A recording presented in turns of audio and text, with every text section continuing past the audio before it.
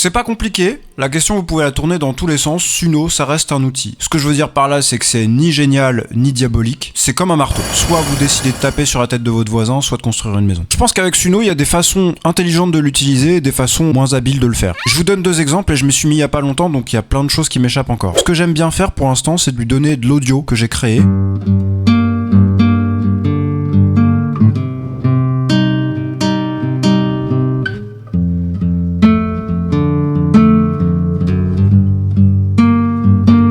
Et je me suis posé la question de comment enrichir cette petite tourne avec des accords de transition, des notes de passage, que sais-je.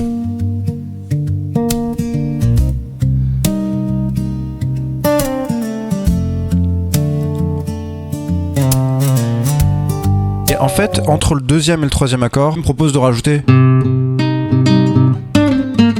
C'est cool en fait, je vous vois venir quand vous avez les moyens de vous payer un prof, quand vous avez fait le conservatoire, que vous avez la connaissance académique, ça va de soi. Sauf que là je trouve que ça participe de manière intelligente à la démocratisation, non pas de fabriquer quelque chose, mais d'apprendre. 2e cas de figure, et pas des moindres, il y a de plus en plus d'artistes avec qui je bosse pour la musique qui m'apportent des maquettes Suno. C'est-à-dire que souvent ils sont chanteurs, mais ils ont pas forcément une compétence en orchestration ou même de jouer un instrument. Mais eux ça les aide énormément pour se projeter sur un instrumental que pour l'instant personne d'autres que Suno n'a fait. Du coup la difficulté c'est que je me retrouve avec des parties de saxophone, de guitare, de basse géniales qu'il faut rejouer. Ça peut être une difficulté mais c'est aussi une chance. Il y a des instruments sur lesquels j'étais pas hyper bon et je m'entraîne parce que j'ai envie de reproduire ce qu'il fait. Typiquement là je bosse sur un morceau, soul, funk, je vous fais juste écouter la basse, c'est moi qui la joue là.